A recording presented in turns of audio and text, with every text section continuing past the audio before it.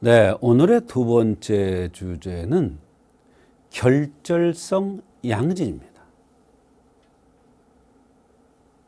그냥 양진 이렇게 얘기하기도 하고 결절성 양진이라고 하기도 하고 또 이게 양진의 종류가 또 많습니다. 결절성이라는 것은 맺힌 것 같다. 결절, 맺혔다. 멍울이 같다. 이런 거죠. 이 결절성 양진도 사실은 치료가 상당히 어렵습니다. 한의학적으로 치료가 잘 되는데요. 그 치료법을 원인을 찾아내는 게 쉽지가 않습니다. 결절성 양진이라는 것은 심한 가려움증이 동반되기 때문에 이게 굉장히 급박하고 환자는 굉장히 괴로워합니다. 그래서 사실은 가려움증을 우선 없애는 치료, 불편한 것을 없애는 치료를 우선적으로 하면 또 이게 숨어버려요, 병이. 그렇기 때문에 더 원인을 찾아내기가 쉽지가 않습니다. 그럴 때 생긴 대로 병이 온다는 차원에서 거꾸로 추적해 들어가면 오히려 치료가 쉽습니다. 나타난 증상만 볼 때는 치료의 원인을 찾기가 어려운데 생긴 대로 병이 온다는 차원에서 거꾸로 들어가면 오히려 치료가 쉽다 이런 얘기예요. 다발성 결절을 특징으로 하는 난치성 피부질환이라고 했어요. 어려운 피부질환이에요. 쉽지 않습니다. 한의학에는 뚜렷한 그 치료법이 있는데요.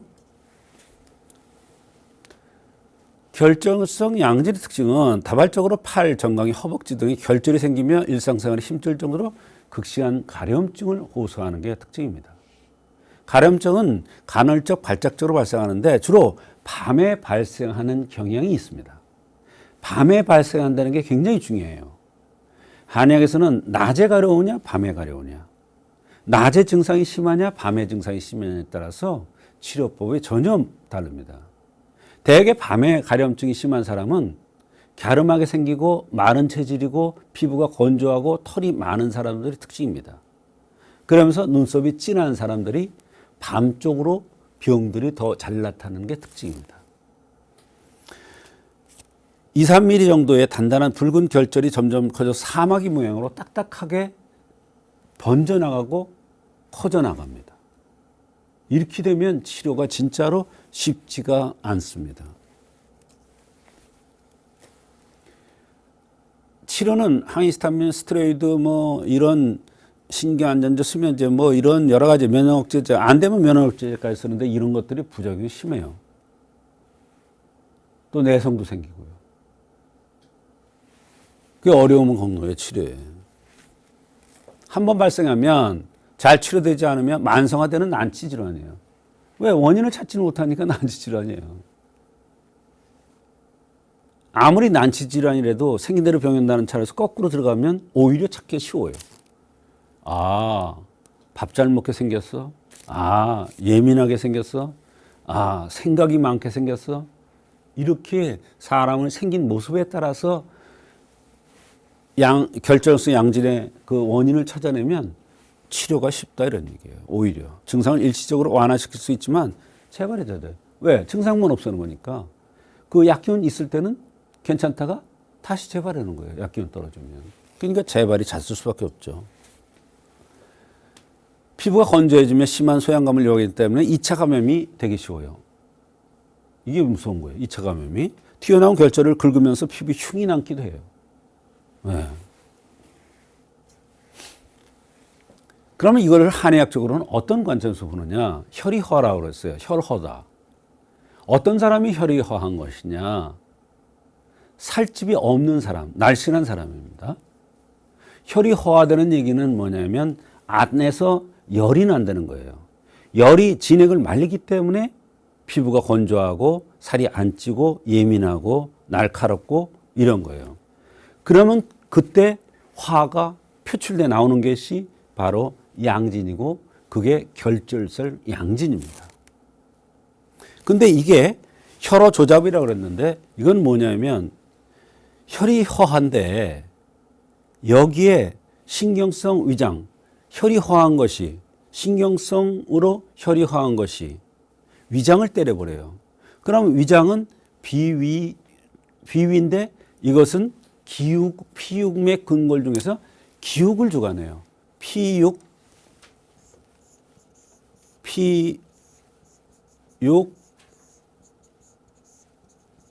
맥 피육맥 근골인데 이 피육을 주관하는 게 바로 비회예요. 결절성 양진이 어디 생겨요? 피육에 생기는 거예요. 그 원인이 뭐냐? 바로 신경성 위장병. 아주 날카롭고 예민하고 생각이 많고 걱정 의심이 많고 생각이 많으면 심장을 건드려요. 그러면 여기서 열이 발생해요. 그럼 진액이 고갈되고 위벽이 얇아지고 위벽이 빨갛게 되고 쓰리고 따갑고 아프고 이런 증상이 나타나요. 그러면 그것이 바깥으로 표출돼서 피육을 건드려 가지고 결절성 양진을 만드는 거예요. 이게 한의학적 원인이에요. 또 하나는 간신부족이라고 그랬어요. 이건 뭐예요? 여기 근본 바탕이 약하면 근은 간이에요. 골은 콩팥이에요. 이게 이제 간신부족이에요. 예, 간신이 부족하면 어떠냐면 아까 그림을 그렸죠? 바로 간신이 부족하다는 것은 뿌리가 약하다는 거예요. 근본 뿌리가 약하다는 거예요. 뿌리가 약하면 어때요? 잎사귀가 느릿느릿하겠죠? 그 피부가 문제가 생기는 거예요. 얼굴에 여드름도 나기도 하고. 이게 이제 전신성으로 퍼져나가는 거예요. 그게 이제 결절성 양진의 한의학적인 원인이 되겠습니다. 그럼 이럴 때 한의학에서는 어떤 관점에서 치료하느냐?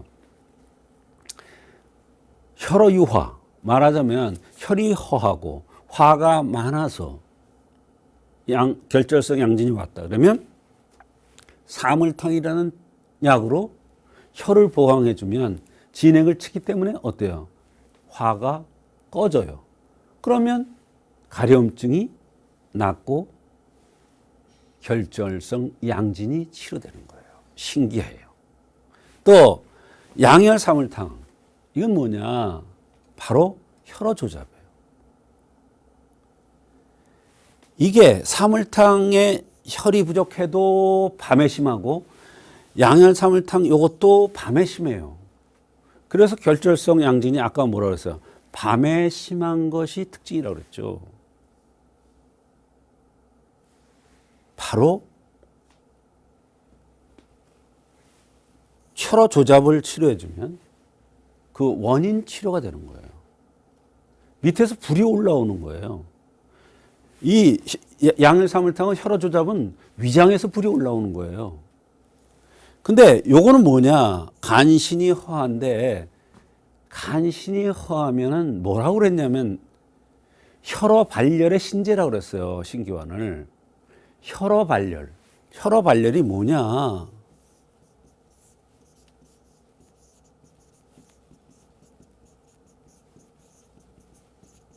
신제라고 그랬어요. 귀신같이 난다. 혈어발열의 신제라고 그랬어요. 혈어발열. 언제? 밤에 심한 거예요. 밤만 되면 열이 나. 그러면 밤에 밤새도록 열이 나는데 진행을 말리겠죠. 그럼 화산 폭발하듯이 폭발해 올라오는 거예요. 그게 결절성 양진이에요. 그럼 이번에 이제 간신을 돋궈서 신교환이라는 것으로 간신을 돋궈서 진행을 쳐주니까 열이 안 나겠죠.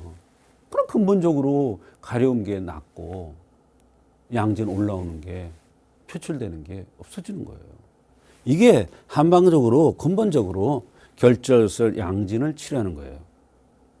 그래서 결절성 양진은 한의학적으로 생긴 대로 병이 온다는 차원에서 그 원인을 정확하게 찾으면 얼마든지 한의학적으로 잘 치료될 수가 있습니다.